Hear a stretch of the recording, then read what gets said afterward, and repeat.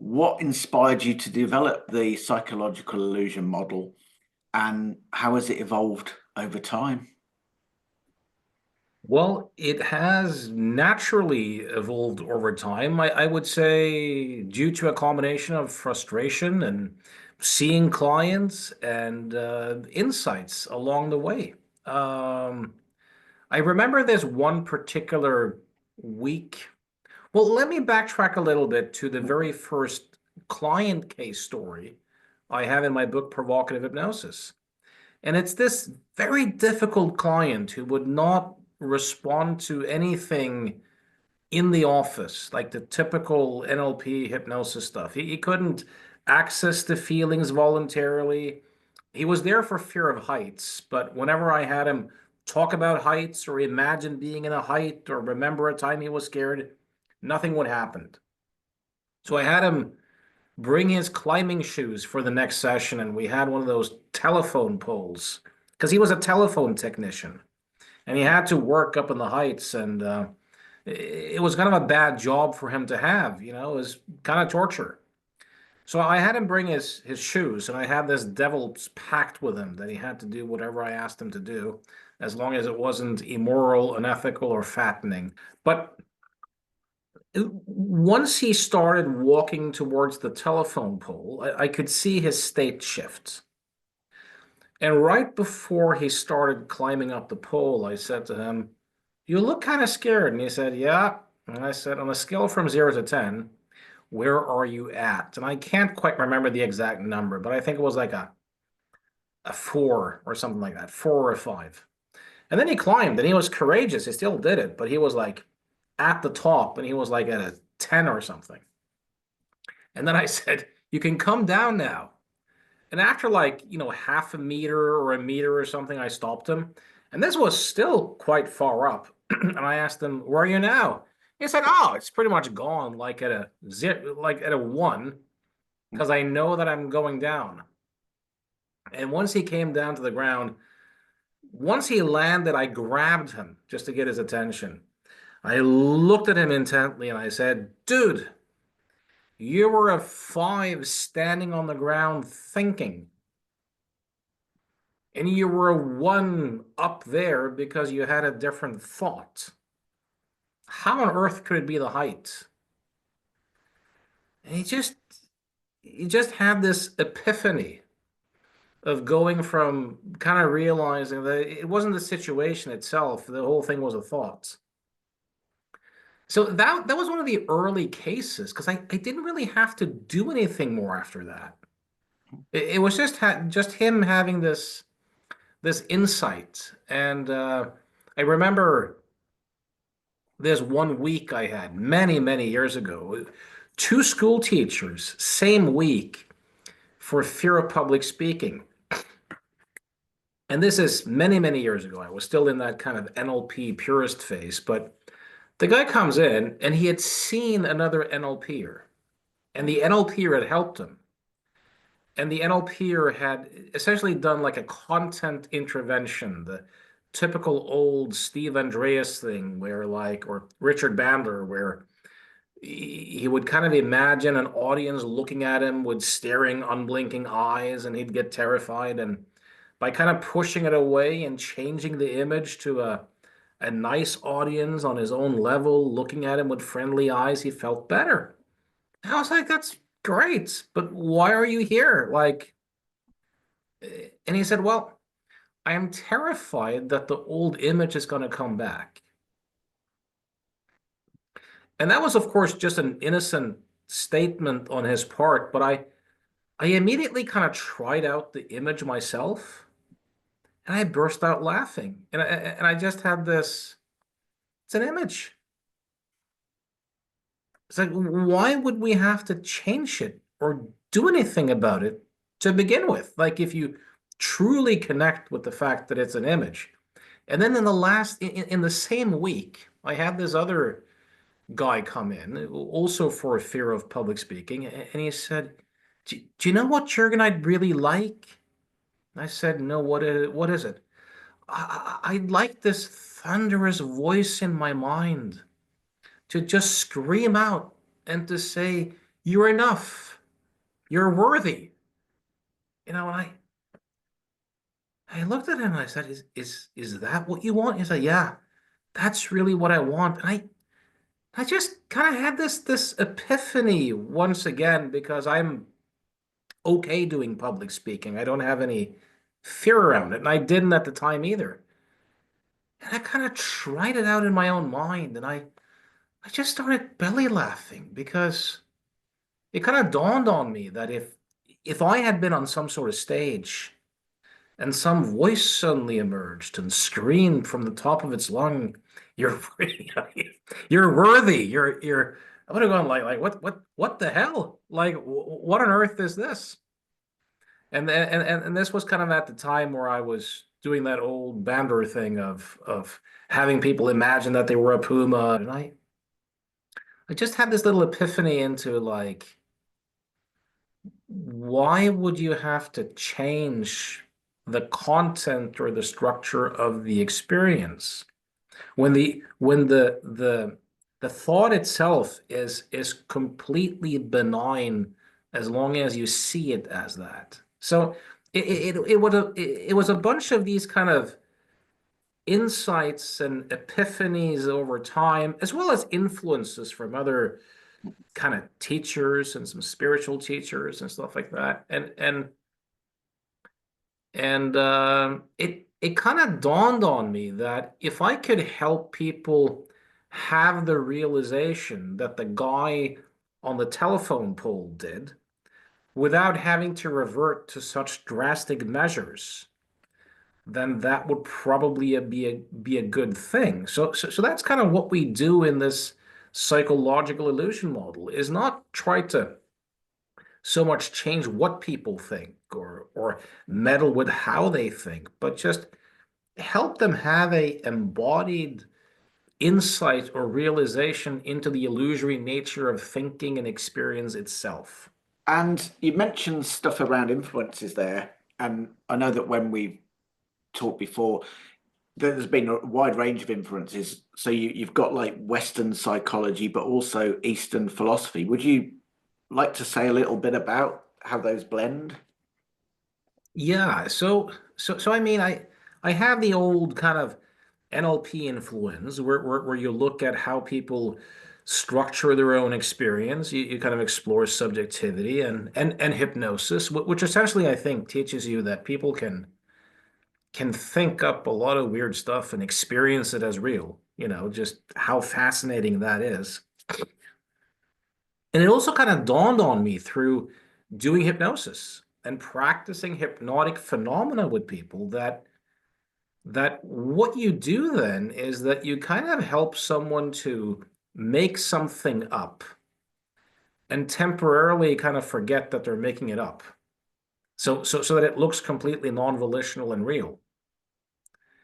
And that what people do with hypnotic phenomena, in a sense, is pretty similar to what people do with what people call psychological issues, like phobias and anxieties and compulsions and stuff like that.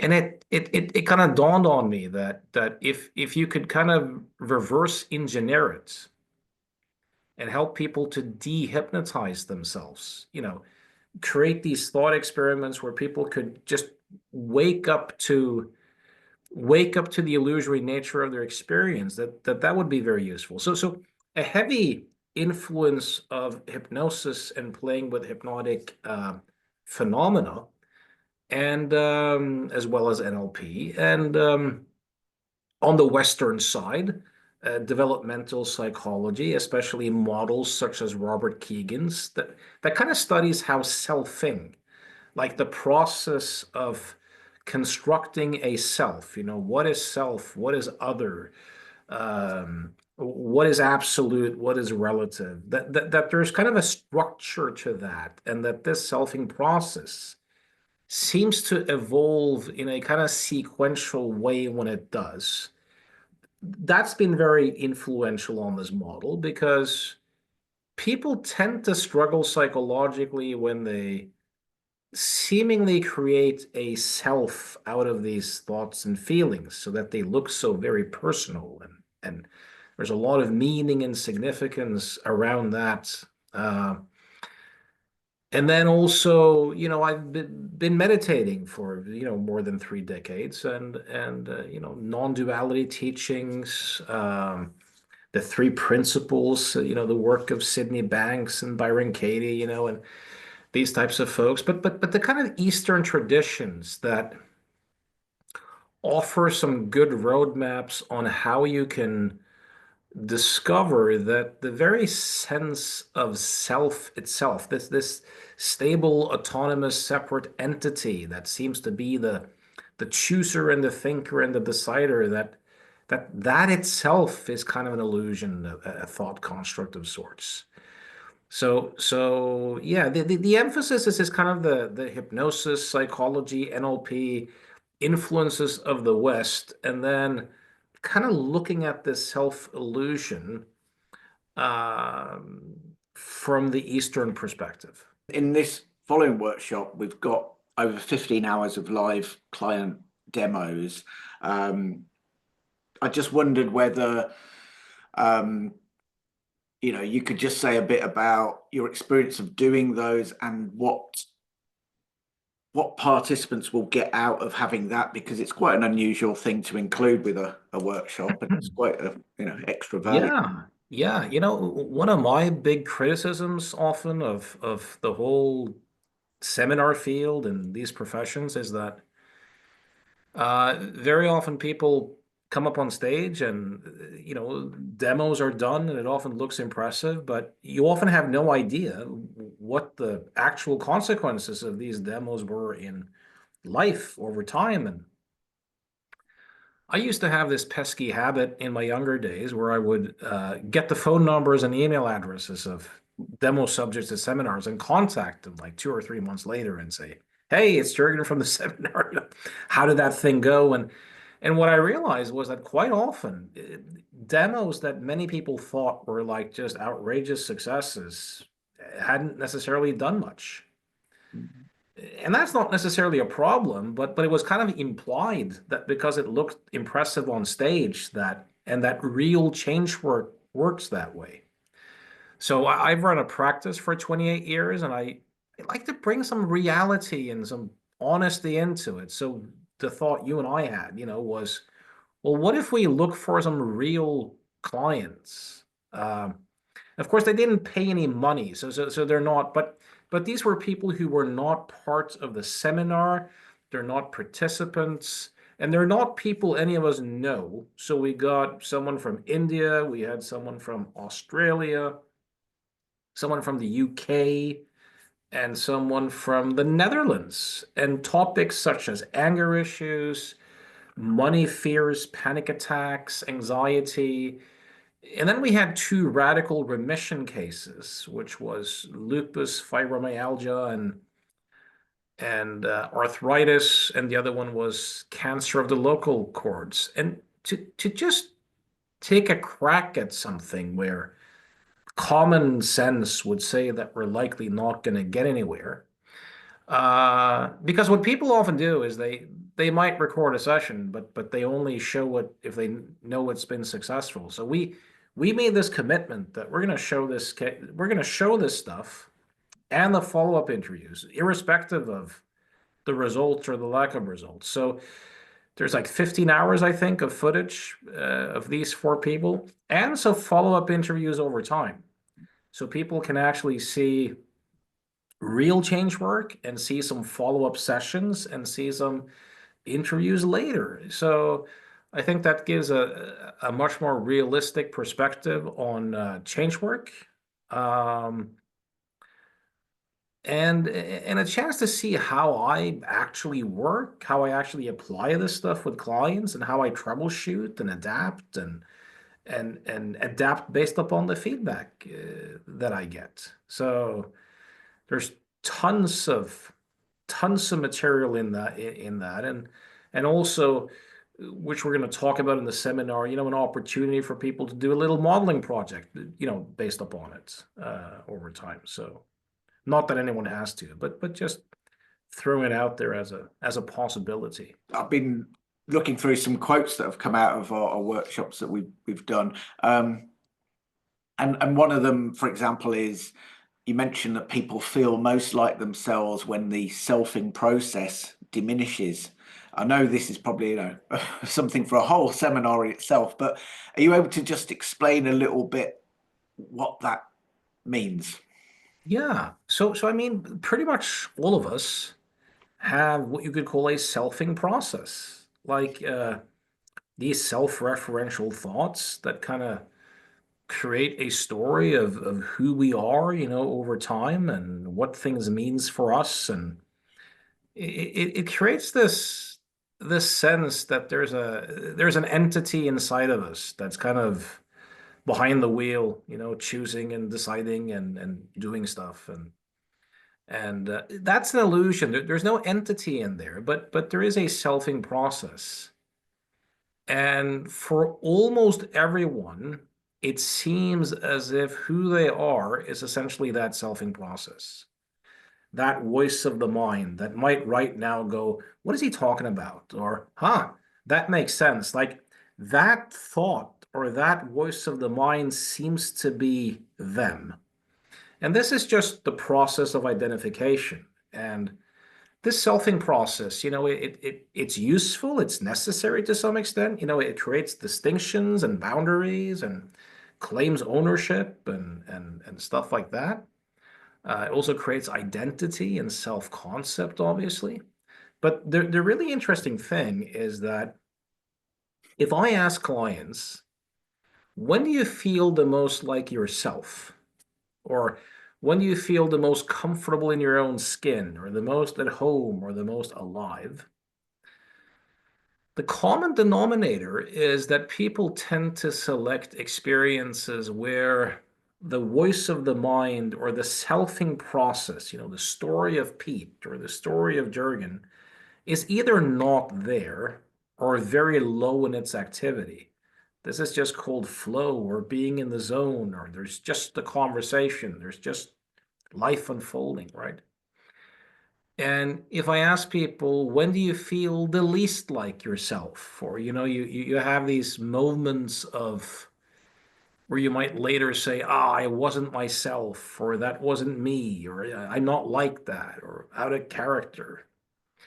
Ironically, the common denominator for these instances is that the selfing activity, the story of Jurgen or Pete or whoever, has been at its peak. And that eh, and that kind of points to the fact that the selfing process is just another process. It's not who or what we are essentially. It's just another process.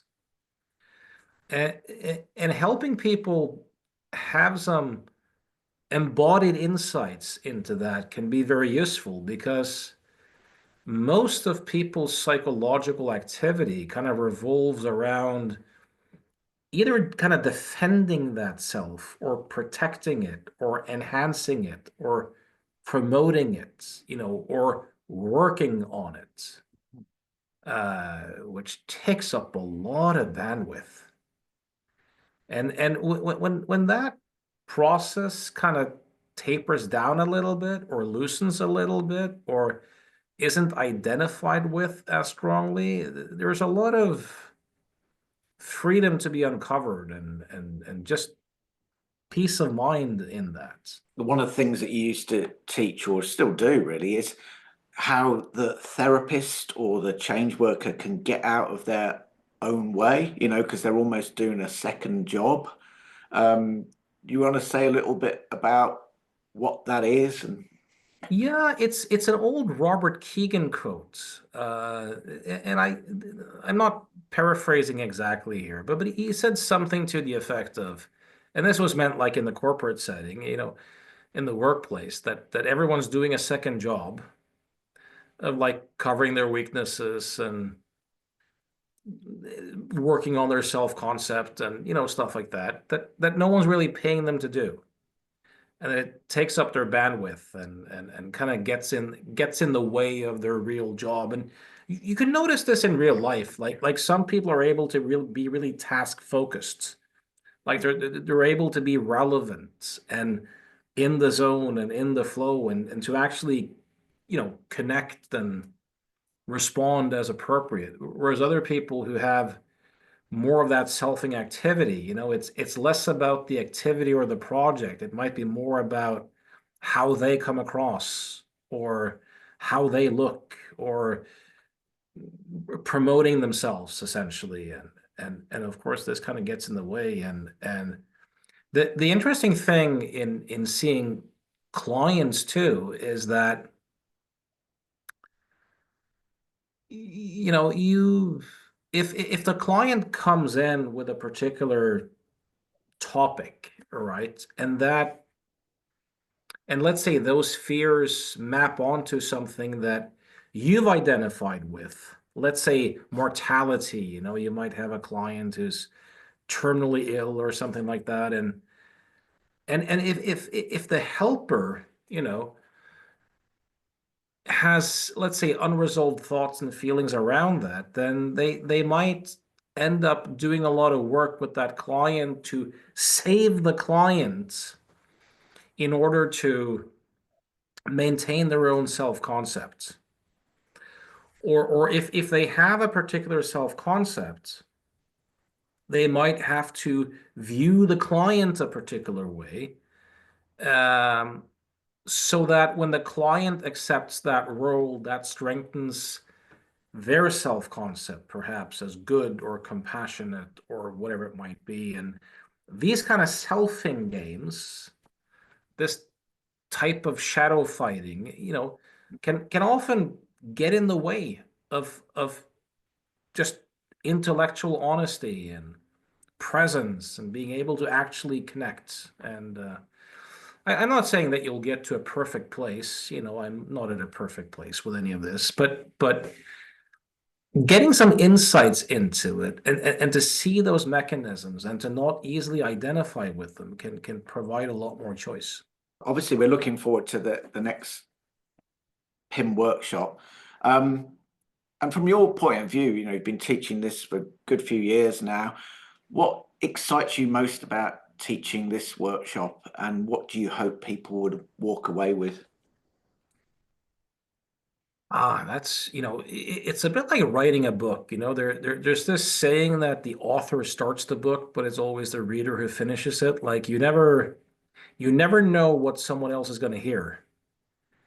And just one insight can completely change people's experience of life. Like I've seen people do complete turnarounds just by seeing one thing about the nature of their own experience. So I'm always like a shark, scanning for, looking for, seeing when people have when people have insights. So that is the most important, thing for me is to kind of create a context where people can have these sorts of insights because it can be so damn powerful, in their own life and also in terms of working with clients because when I work with people, it's not based upon a mental illness framework. It's not based upon the idea that techniques have any inherent power. Everyone sells techniques as if techniques and formats themselves have some inherent sauce or powder or power that can make people, that we will use this technique, on this condition to and I mean people can still meaningfully respond to that. But I'm pretty sure that on balance, it gets more in the way than it's useful because it's not really accurate. So I think for me, one of the things over the years has been one of just subtracting stuff and making stuff easier and not implying a lot of things that don't necessarily have to be there for change to occur. So for a lot of people to discover that they can help people have insights without selling the idea that a particular method or technique will make you, that's a game changer. So I'm always really curious if I can help someone to kind of make that switch or to see that. Um, and I'm always also looking for, both in seminars and presentations to see if I can just influence a few more people to be a bit more real and honest about this. Like the stuff that we're doing with recording the live client sessions with follow-up over time and if this can influence just a few more people to begin to do stuff like that in their own seminars and for the culture to kind of move just a little bit in that direction, that would be cool. And I hope people have a good time. I mean, these sorts of, a lot of like psychological training and education and stuff like that can be very conceptual. There's something about experientially kind of exploring the nature of your experience and to be able to have embodied insights into it, not just intellectual, conceptual understandings, but some actual insights. That's also kind of cool. So, looking to try to take away as much as of the hooga booga factor or unnecessary fat as possible and show people not the perfect way. That this is not going to resonate with everyone. Not all clients will resonate with it. Not all people who go to the seminar will like it. That's just a fact of life. But to kind of help people to see that you can slice away more of the fat. You can make it. You can go back to first principles almost, if you will, and cut a lot of the bullshit out of it. Obviously, I know you well, and you've worked with a whole range of different issues, probably from the banal to the weird and wonderful. You know, is PIM your kind of go-to approach for most things? And you know, can you just Yeah, give some examples of it's what you work it's with? yeah, it's my go-to framework. So I don't really view it so much as an approach. I view it more as an understanding or like a framework for and in my experience, and of course I have a bias because this is what I teach, but in my experience, this way of working is how I can get the most bang for the buck. And one thing too I really like that I didn't mention, is, and of course I'm heavily influenced by my NLP and hypnosis background and stuff like that. But sometimes in the past, when people would change dramatically, no matter how much I tried to persuade them otherwise, they would often come out of it with this idea that either I had somehow done it to them or that hypnosis or NLP was really powerful. Like there was something either with me or the techniques that had some sort of power and it never sat well with me. And so one, I think, great strength of this is that it's so much easier for clients to see that this is a do with process and it's not so much what you say, but it's what they hear. And what I've noticed in working this way for, many, many years is that clients are way less likely to attribute the changes to me or a technique. They get that they've seen something new. They discovered something about their own subjectivity. Now they might have discovered it with me as a skilled guide and in a context that I kind of arranged for them. So it's not discounting the kind of social psychology factors that go into it, but they're way less likely to attribute, let's say, special powers to me or a method or a technique. And I just think that's makes things so much cleaner and it's truer, like it's more accurate as well. So that's also something that I'm enthusiastic about. Also, finally, like almost all modalities that work with people. I mean, we use terms like hypnotherapy, and we talk about depression and anxiety, and we kind of use the language of the psychiatrists, which is pretty much like a disease model. You have a mental illness, and this is treatment. This is how to treat anxiety and beat anxiety and these sorts of things. What I'm aiming to do is to show people that you don't have to adopt these treatment illness modalities that are quite self-serving for pharmaceutical companies and psychiatric guild interests. But these people, like, unless they have a brain disease, that's been discovered, they're not really sick in the conventional sense. You're not really treating anything. You're helping people to have a different relationship to their own inner experience. And I think it's so much more accurate and useful to be able to work with people as more of a guide. We're going to take a look at what it's like to be you and take a look at how experience work without without having a framework of therapy and treatment and stuff like that in the background. So I'm also hoping, I mean, I notice that even when I do seminars, a lot of people still use that mental illness frame, and but at least for people to become more aware of that and to see if they necessarily want to play into those frames.